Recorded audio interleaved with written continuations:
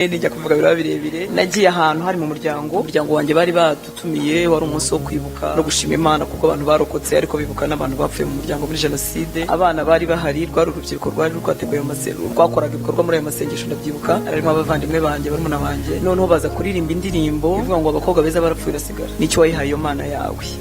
Iyo ndirimbo ntiyamanukiye nk'indirimbo mu by'ukuri yaraje ko umurimo munini mu mutima wanjye. Ijambo ry'Imana bigishe singibuka ndetse nabire yavuga ngo hari abantu umutware w'isi yatwikiriye ubwenge kugira ngo umucyo butumwa bwiza utabarasira.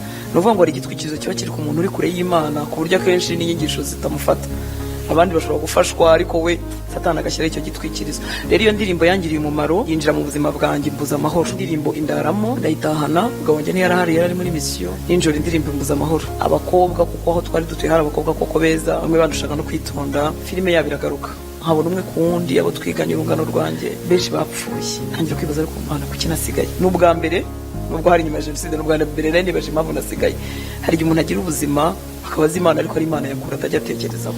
Ndibaza Mana niki cyatumye sigara narokotse gute nasigaye gute niki wanciye nasigariye iki. Ndarira amarira menshi cyane muri iryo joro hari muri 98. Nibaza ko uwo munsi nakijwe ndavuga Mana ndifuza ubuzima bwanjye sigaje kukubaha mbabarire ko ntabwo wayagacira mbabarire ko nakwirengagije mbabarire ko mbayeho nakuzi nabifashe for granted nkuko bavuga ko narorokotse. Aho rero niho nkomoko y'agakiza kanje. Munsi ndarira mu cyumba sinarinzi gusenga ariko mbwira Imana ndagushaka mu buzima bwanjye mbabare ko nabaye kure yawe umpa amahirwe yo kubaho nkubashye. Icyumweru cyakurikiyeho umutante wanjye aracyariho mama wacu yarantumiye tujya gusengana mu muryango wa Full Gospel barigisha. Ntabwo nakubwira cyane ko amagambo bigishe nayibuka ariko bahamagaye abakizwa ngenda bwa mbere kuko umutima wanjye wari wajenjaguritse numva nkeneye Imana. Icyo gihe nakira agakiza ndatekereza ko hari mu kwezi kwa 7 cyangwa kwa 8.